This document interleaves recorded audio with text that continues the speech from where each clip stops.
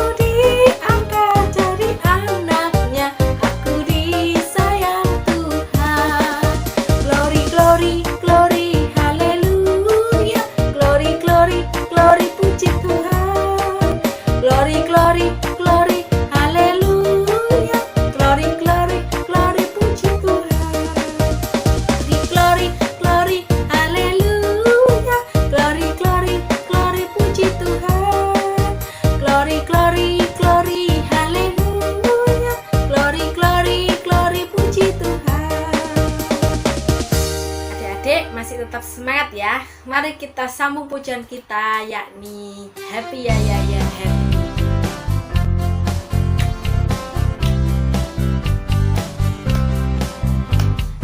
Ya ya ya happy ye ye ye. Saya senang jadi anak Tuhan. Siang dari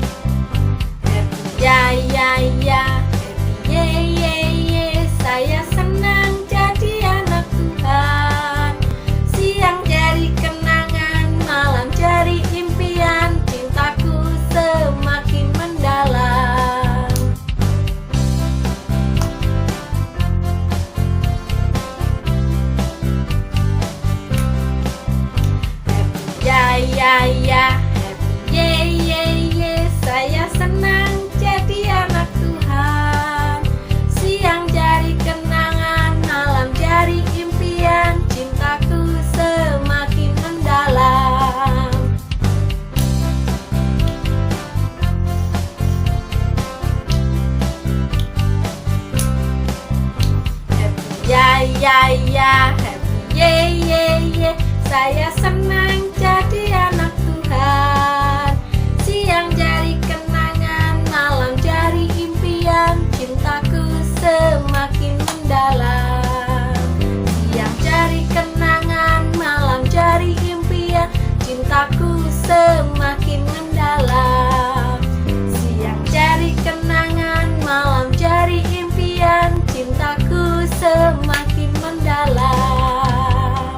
Adik-adik yang ada di rumah, tiba saatnya kita mau mendengarkan firman Tuhan. Untuk itu kita mau bersungguh-sungguh, kita mau pujikan hidup ini adalah kesempatan. Adik-adik yang duduk kesempatan.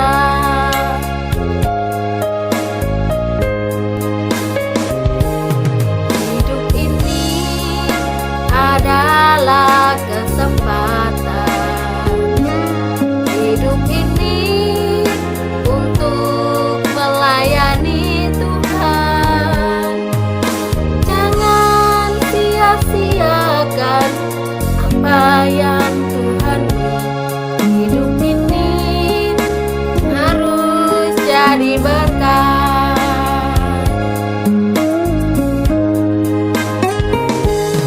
Oh Tuhan, pakailah hidupku selagi aku masih kuat. Bila saatnya nanti ku tak berdaya lagi, hidup ini sudah jadi berkat.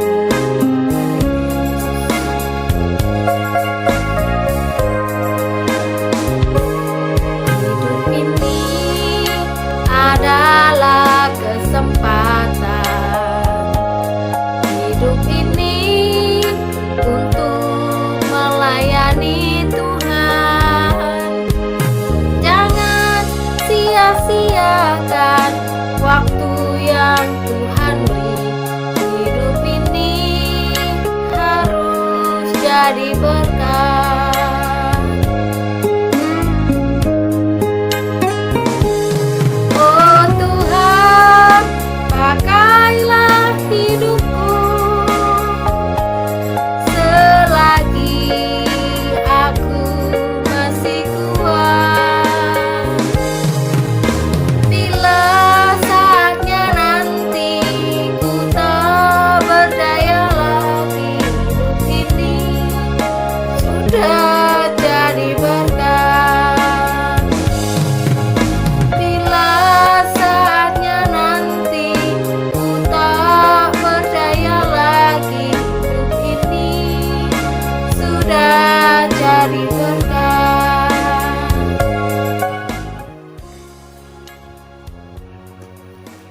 Adik-adik yang di rumah, tutup matanya, lipat tangannya.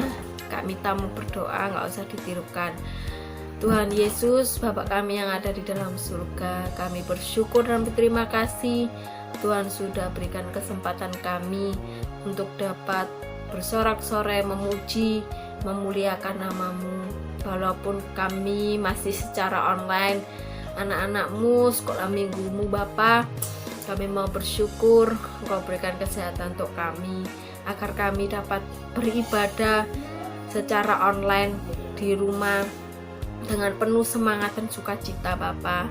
Tuhan, kalau sebentar kami mau mendengarkan firman-Mu, Tuhan pimpin hati, pengurapan telinga kami, supaya kami boleh mendengarkan sesuai dengan kehendak dan rencana-Mu. Tuhan juga urapi guru kami yang hendak menyampaikan firman-Mu, supaya apa yang disampaikan boleh menjadi pedoman, pegangan dalam hidup kami Bapa. Terima kasih Yesus, kiranya Tuhan pimpin ibadah ini mulai dari awal, pertengahan hingga selesainya. Kami serahkan setiap doa dan permohonan kami ini di dalam tangan-Mu. Hanya di dalam nama Tuhan Yesus Kristus, Engkau adalah juru selamat kami yang hidup dan yang kekal. Kami selalu berdoa dan mengucap syukur. Haleluya. Amin.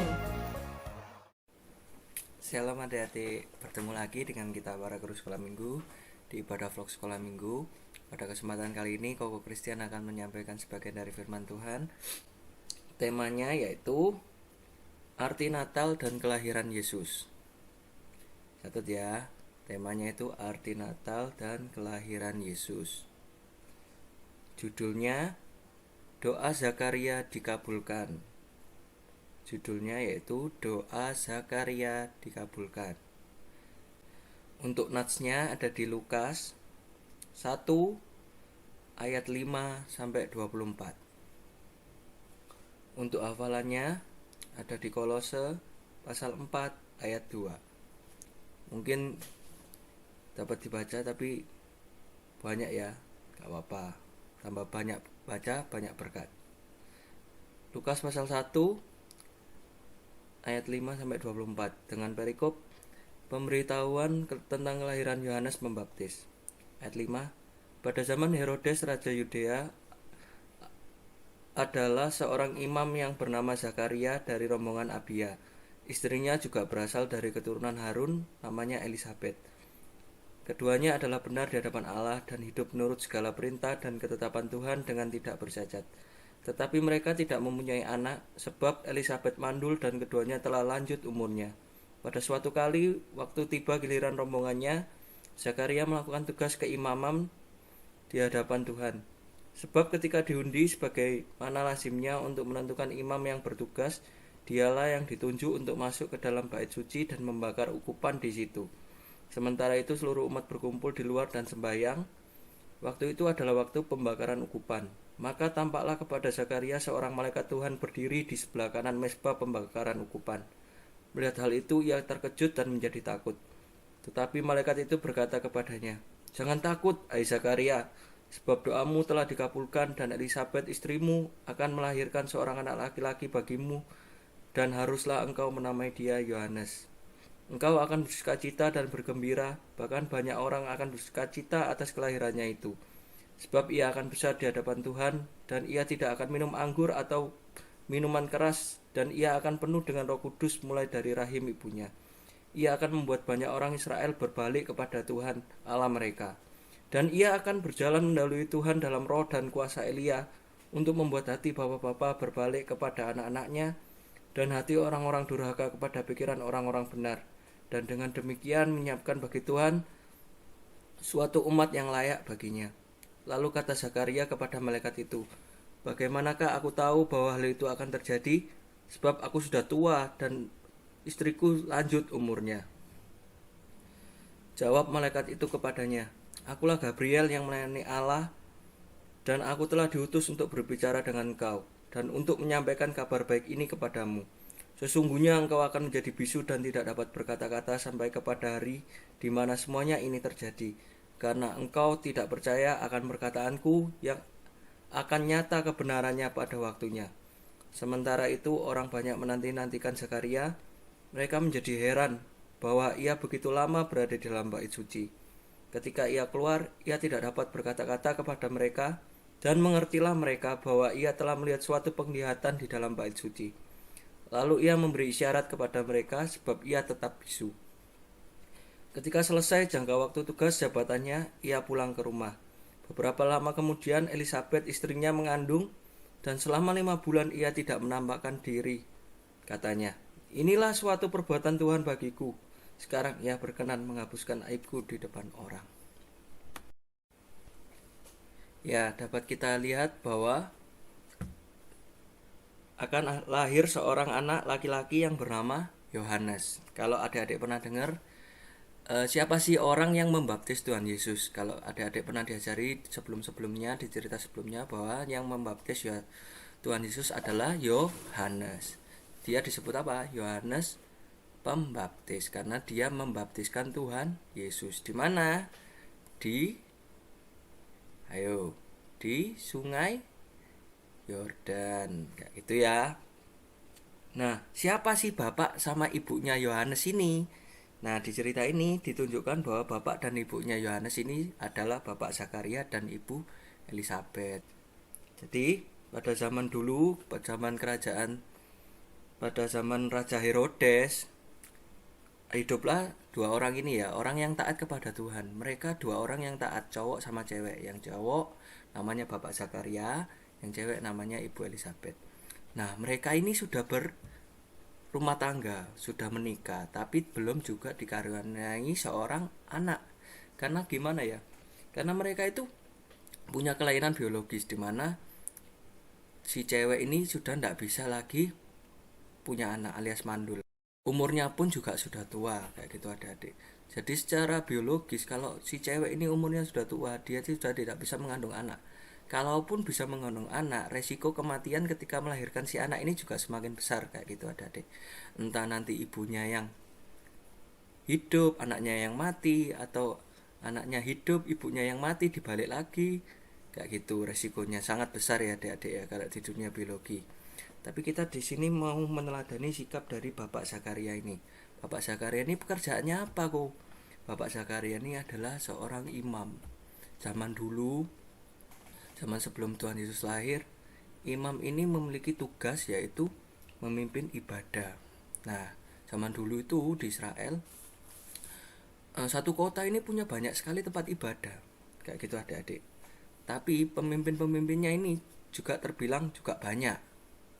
Maka dari itu, tiap tempat ibadah ketika mengadakan suatu ibadah, mereka itu mengundi siapa yang bakal memimpin pada saat ibadah itu. Nah, kebetulan si Bapak Zakaria ini sangat beruntung ya adik-adik. Dia ketika diundi, bahkan saingannya itu 20.000 orang adik-adik. Mungkin tidak tertulis di sini ya, tapi kalau kalian mendalami pembacaan Alkitab ini 20.000 imam. Bayangin, kalau kalian pintar matematika, kalian pasti bisa menghitung rumus peluangnya. 1:20.000. Pasti jawabannya 0, berarti tidak mungkin peluang dia dapat menjadi imam pada saat ibadah itu kemungkinannya sudah 0 bahkan mungkin. Nah, kayak gitu adik-adik. Tapi mujizat Tuhan itu pasti dinyatakan, kayak gitu adik-adik. Jadi Tuhan kalau sudah menyatakan mujizatnya, dia pasti bakal buka jalan. Caranya gimana ya ini? Ketika diundi ternyata diberikan ke Zakaria.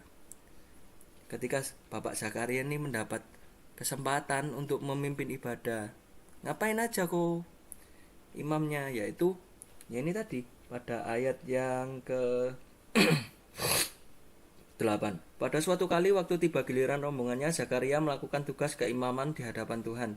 Sebab ketika diundi, sebagaimana lazimnya untuk menentukan imam yang bertugas, dialah yang ditunjuk untuk masuk ke dalam bait Allah. Nah, Tuhan sudah menyatakan mujizatnya. Tuhan memberikan jalan buat Zakaria untuk bertemu dengan malaikat Gabriel, untuk menyampaikan suatu mujizat yang akan terjadi kepada Bapak Zakaria dan Elisabet. Nah, mereka ini menanti-nantikan anak ya adik-adik. Sudah mungkin menikahnya sudah beberapa tahun kayak gitu. Sampai mereka ini dituliskan di sini bahwa telah lanjut umurnya. Berarti usianya itu sudah pasti di atas bapak ibu kita kalau sekarang ada ya mungkin. Jadi sudah nggak mungkin bisa mengandung anak lagi. Walaupun mereka sudah merasa mungkin, kenapa mereka ini rajin berdoa ya adik-adik ya. Bapak Zakaria ini sudah jelas tentu rajin berdoa karena dia adalah imam. Dia yang memimpin ibadah. Pasti dia harus juga menjadi teladan bagi jemaat-jemaatnya dulu. Pasti dia juga orangnya rajin. Dia ini orangnya rajin berdoa loh adik-adik Zakaria ini. Apalagi Elisabetnya juga. Ditambah lagi dia punya permasalahan mandul ini lagi. Tapi imannya Bapak Zakaria dan Ibu Elizabeth ini tidak goyah. Ya selalu berdoa. Walaupun mungkin belum dijawab sama Tuhan. Dia tetap menjalankan tugasnya. Coba kalau manusia zaman sekarang mungkin adik-adik ya. Ya wis lah, gak dijawab. Aku tak ngalih gereja liya ta. Mungkin berkati gak di gereja iki. Oh mungkin aku gak tepak kabeh paling ndek kene aku tak pindah gereja lain. Mungkin orang-orang punya pemikiran kayak gitu. Membanding-bandingkan. Padahal tidak. Padahal Tuhan itu punya maksud lain. Tunggu. Buat apa sih kok Tuhan kok pengen tunggu? Tuhan itu pengen lihat sikap kita gitu loh. Dalam waktu kita menunggu itu, sikap kita ini tetap setia apa enggak. Nah ketika si Bapak Zakaria ini memimpin ibadah, datanglah malaikat Gabriel ini datang untuk memberitakan kabar baik kepada si Bapak Zakaria bahwa suatu hari Elizabeth ini akan mengandung seorang anak laki-laki. Dia berkata, malaikat Gabriel ini berkata bahwa doamu sudah dijawab oleh Tuhan. Nah ini loh, sudah dapat jawaban. Apa yang ditunggu-tunggu oleh Zakaria dan Elizabeth ini membuahkan hasil ya adik-adik ya. Bahwa si Elizabeth akan mengandung seorang anak laki-laki. Pada ayat yang ke-13, jangan takut hai Zakaria, sebab doamu telah dikabulkan dan Elizabeth istrimu akan melahirkan seorang anak laki-laki bagimu dan haruslah engkau menamai dia Yohanes. Nah ketika si Bapak Zakaria ini dikasih tahu sama malaikat Gabriel, dia malah bilang sama malaikat Gabriel bahwa mungkinkah istriku mengandung padahal dia sudah mandul dan umurnya tua. Nah timbullah sifat manusianya lagi ya adik-adik ya. Kita kalau mengandalkan logika manusia, melihat situasi apapun itu, sesulit apapun itu, pasti kita mikirnya kalau sudah jalan buntu kan sudah gak mungkin bisa tertolong lagi kayak gitu. Sudah umurnya tua, mandul lagi. Wong yang muda mandul aja gak bisa ngelahirin, apalagi sudah mandul tambahan tua juga kayak gitu. Jadi secara logika manusia itu gak mungkin kayak gitu. Jadi Zakaria menyangkal apa yang disampaikan malaikat Gabriel, padahal malaikat Gabriel ini kan gak mungkin bohong gitu loh adik-adik. Wong utusannya Tuhan. Akibatnya apa? Bapak Zakaria ini jadi bisu. Nah ketika kita menyangkal apa yang dikehendaki Tuhan buat kita itu pasti dikasih hukuman kayak gitu adik-adik. Jadi kenapa sih kok Tuhan kadang menjawab doa kita, kadang suruh nunggu, kadang ada yang ditolak doa kita? Kenapa? Kadang yang kita doakan itu keinginan di kita, bukan rencana Tuhan atau kebutuhan kita kayak gitu. Kayak Koko Christian ya, kalau Koko Christian boleh bersaksi bahwa Koko Christian dulu pengen sekolahnya di Lamongan aja. Tapi apa? Rencana Tuhan lewat orang tuanya Koko Christian disekolahin ke Surabaya kayak gitu. Toh di Surabaya pun ternyata masih ada problema lagi.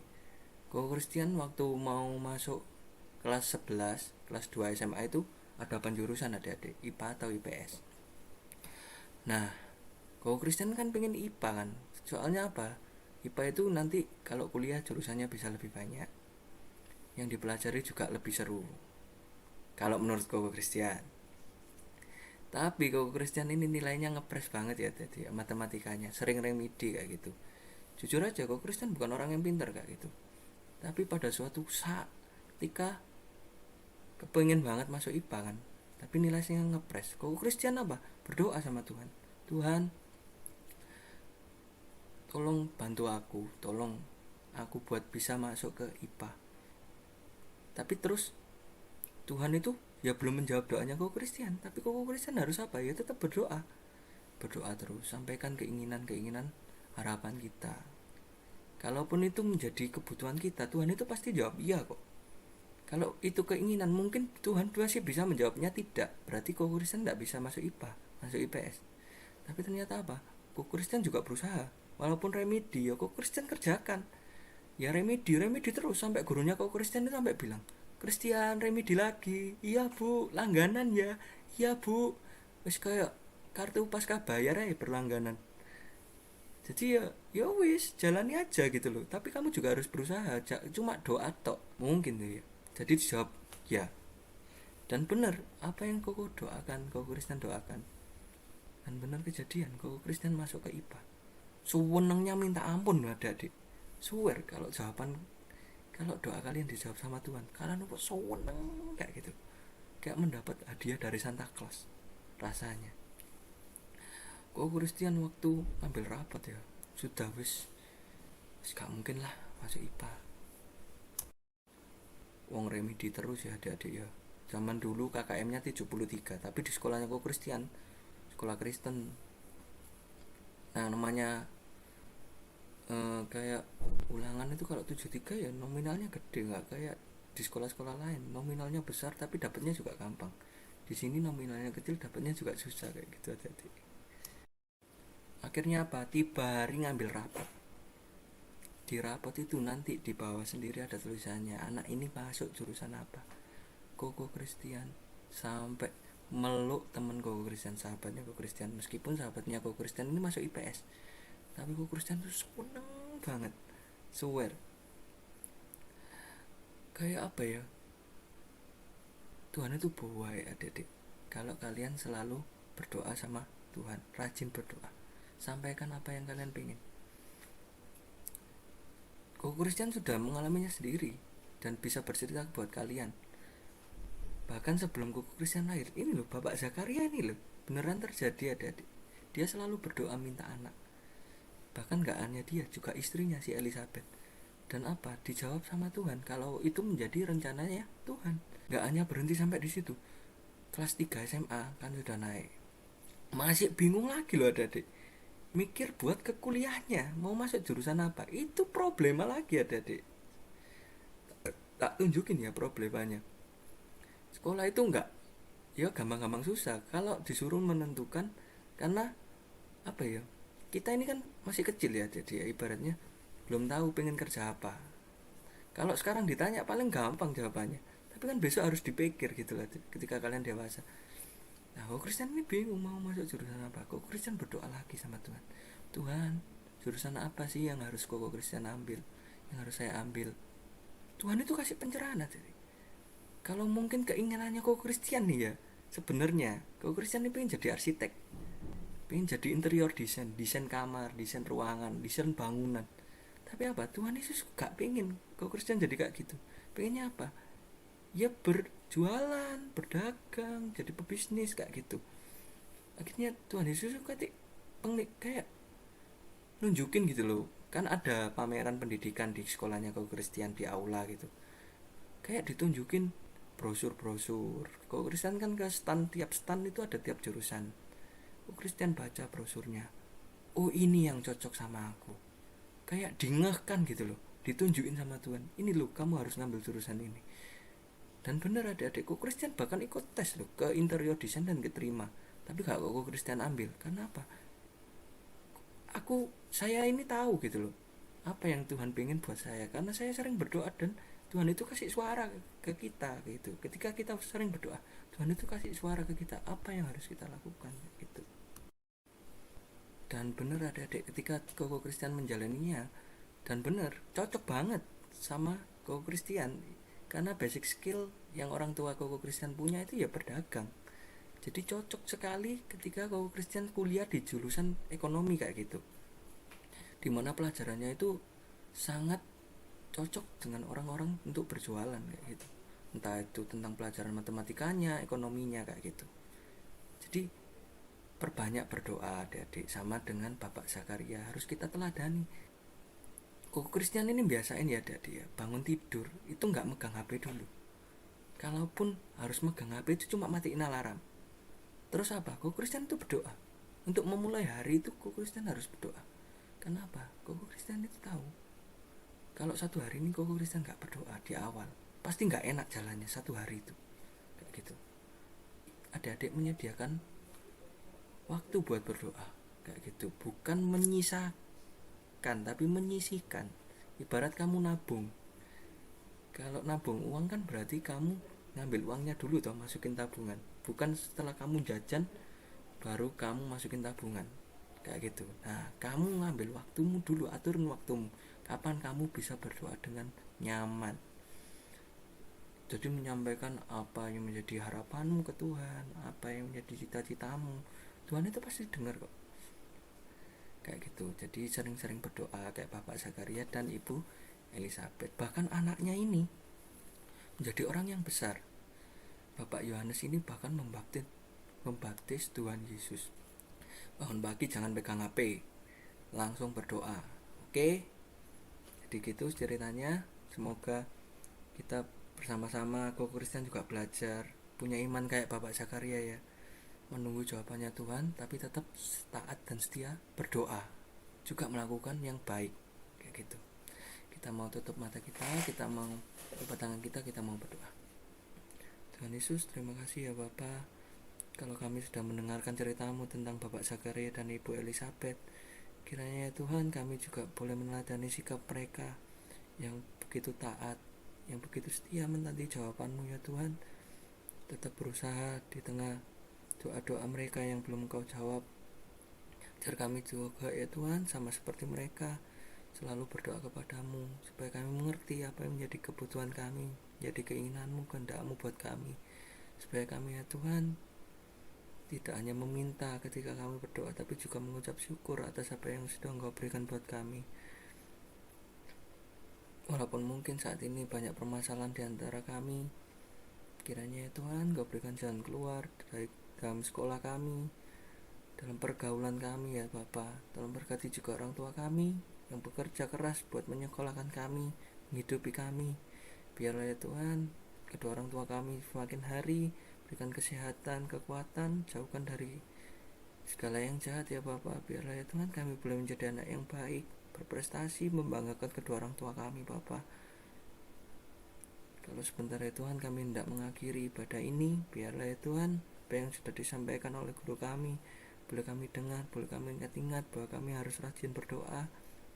Kami boleh tetap taat menunggu jawaban Engkau ya Bapa dalam hidup kami. Apapun yang harapan kami, kiranya ya Tuhan boleh sesuai dengan apa yang Kau kehendaki buat kami. Biarlah kami boleh mengerti apa menjadi kehendak-Mu, tidak mendahulukan keinginan kami semata-mata Bapa. Hanya dalam nama-Mu Tuhan Yesus Kristus kami sudah berdoa. Haleluya. Amin. Amin. Sampai berjumpa di ibadah sekolah minggu berikutnya ya adik-adik. Ingat, jangan lupa berdoa.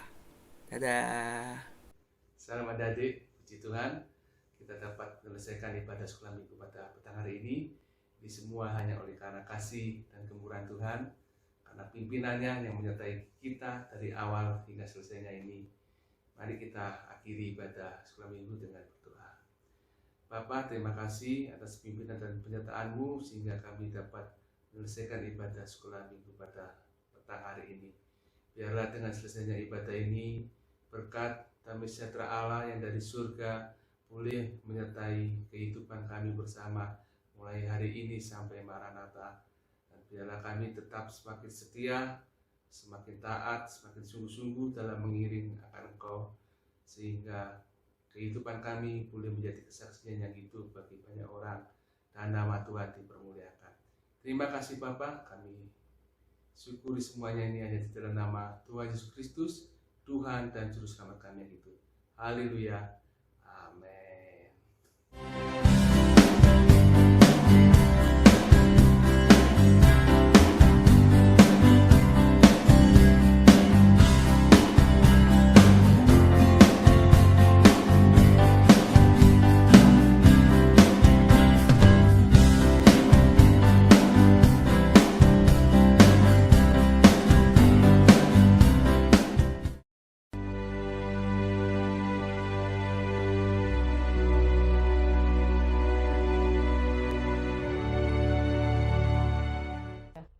Lukas 5 ayat 10b.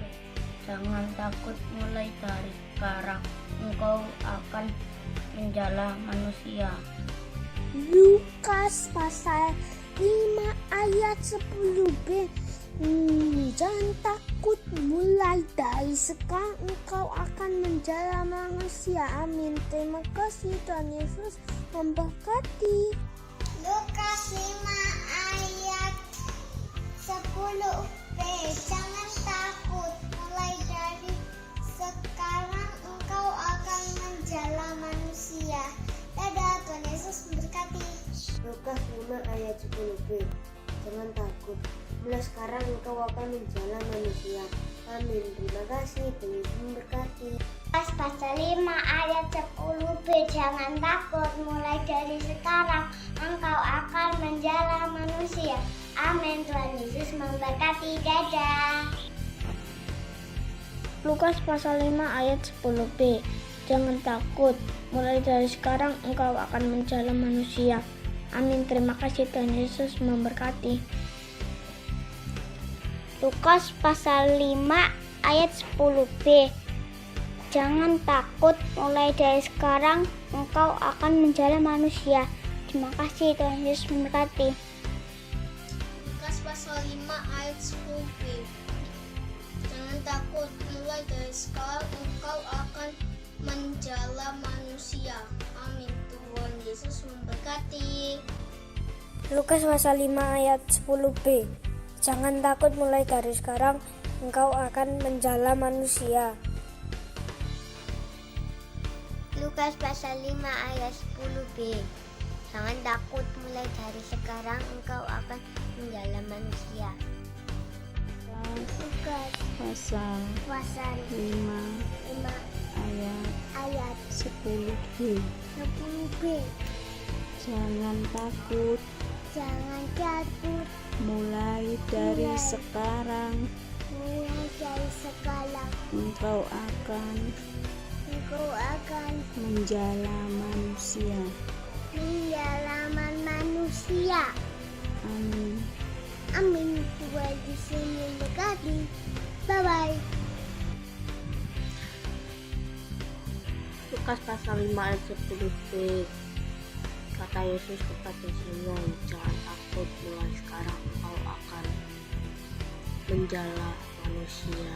Amin. Tuhan Yesus memberkati. Lukas pasal 5 ayat 10b. Jangan takut, mulai dari sekarang engkau akan menjala manusia. Amin. Tuhan Yesus memberkati. Lukas pasal 5 ayat 10b. Jangan takut, mulai dari sekarang engkau akan menjala manusia. Amin. Tuhan Yesus memberkati. Lukas pasal 5 ayat 10b. Jangan takut, mulai dari sekarang engkau akan menjala manusia. Lukas pasal 5 ayat 10b.